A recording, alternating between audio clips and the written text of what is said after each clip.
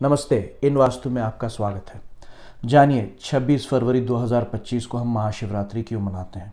सबसे पहले हम शुरू करेंगे महामृत्युंजय जप से।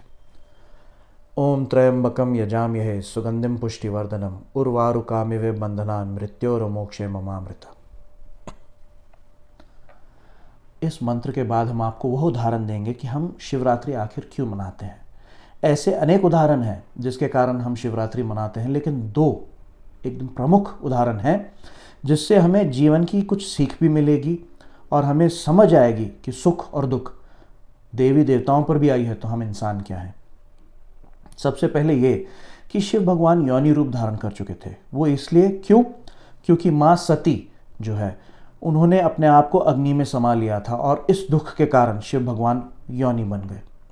शिव भगवान योनि रूप इसलिए आए क्यों, जब माँ सती ने अपने आप को अग्नि में समा लिया वो दोनों एक ही थे, इसलिए शिव और शक्ति कहा जाता है।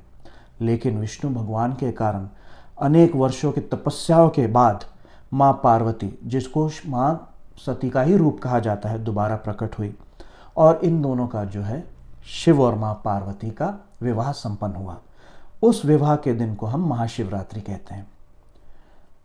अनेक युगों बाद एक और घटना हुई जिसके कारण सारा ब्रह्मांड जो है वो श्रीहीन हो गया, दुख से भर चुका था, त्राही त्राही चल रही थी।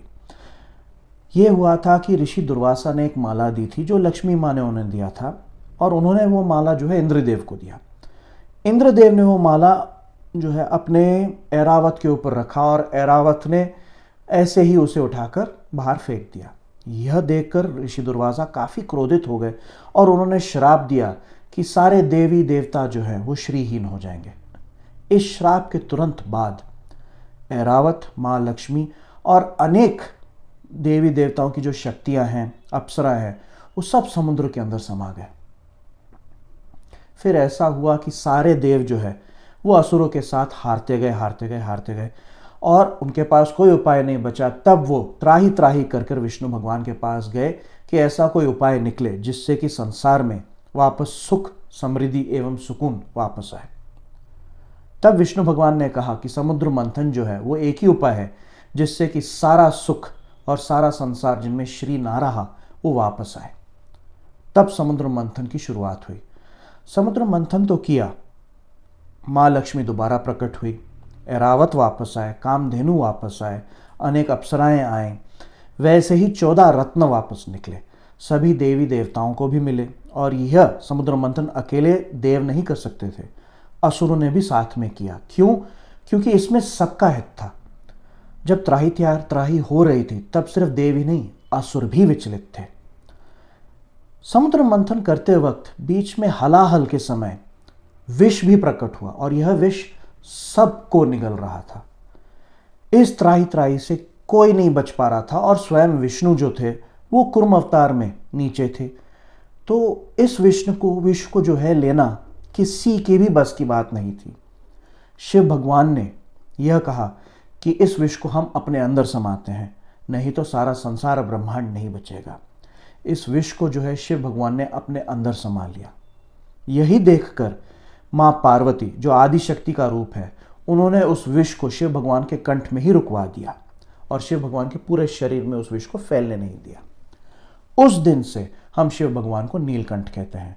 महाशिवरात्रि जो है इसी समय था जिस दिन महाशिव की माँ पार्वती की जो है शादी हुई थी और सदियों बाद जो मैंने कहा हलाहल हुआ, उस हलाहल का विष भी शिव भगवान ने अपने कंठ में समाया। उसी दिन भी हम शिवरात्रि मनाते हैं। आज के जीवन में अगर हम ये कहें तो इसमें हमने क्या सीखा यह है कि सही और गलत समय जब देवी देवताओं पर भी आता है तो हम क्या चीज़ हैं, हम भी इंसान हैं। हमें सिर्फ ये रखना है कि हमें सब्र रखना चाहिए, धर्मनिष्ठ होना चाहिए। जैसे शिव भगवान ने जब अपने अंदर विष लिया तो अपने पूरे शरीर के अंदर उस विष को नहीं समाया। इसका मतलब यह है कि जब भी कुछ गलत होता है तो हमें अपने अंदर जो है उस नकारात्मक ऊर्जा को नहीं लेनी चाहिए। और जैसे माँ पार्वती ने उसे कंठ में ही रोक लिया और बाहर ना आने दिया, ना भीतर जाने दिया, इसका अर्थ आज के दिन यही है कि जब भी कोई बुरा समय आए और कोई दुर्विचार आए तो आप इसे अगर कंठ तक भी आ रहा है तो वहीं पर रोके, इसे बाहर ना आने दें। और न ही अपने अंदर लेकर जाए। ऐसा करने से आपका भी हित होगा, संसार का भी हित होगा। एक और बड़ी सीख अगर आप देखेंगे कि हलाहल के समय मैंने जैसे कहा कि देव और असुर दोनों को साथ में करना था। इसका अर्थ यह है कि जब आपको कोई बड़े कार्य के लिए सही और गलत साथ में होकर भी काम करना है तो करें, क्योंकि इसमें सिर्फ आपका नहीं पूरे संसार का भला है। दूसरा, अब हम आपको बताएंगे कि इस शिवरात्रि का जो मुहूर्त है वो निश्चित काल मुहूर्त कहा जाता है। रात को 12:15 बजे, मैं जब रात को 12:15 बजे कहूं तो अंग्रेजी कैलेंडर के अनुसार ये 27 फरवरी है, 26 रात को, ठीक है, 26 रात को कैलेंडर अनुसार 27 फरवरी को, मतलब रात के 12:12 से 12:12 AM से लेके 12:42 वापस 12:42 AM के बीच में ओम नमः शिवाय ऐसा जाप करते रहें। और शिवलिंग नहीं है तो शिव भगवान की मूर्ति पर पंचामृत का जो है वो अभिषेक अवश्य करें। हो सकता है तो आप करें, परिवार करेगा तो बहुत ही अच्छा। इसको आप उत्तर दिशा में रखकर अवश्य कीजिएगा, तो आपका आपके घर का सदैव भला होगा। इन सुविचारों की ओर से हम अब आपसे आज्ञा लेते हैं। इन वास्तु की ओर से विजेंद्रा भटीजा।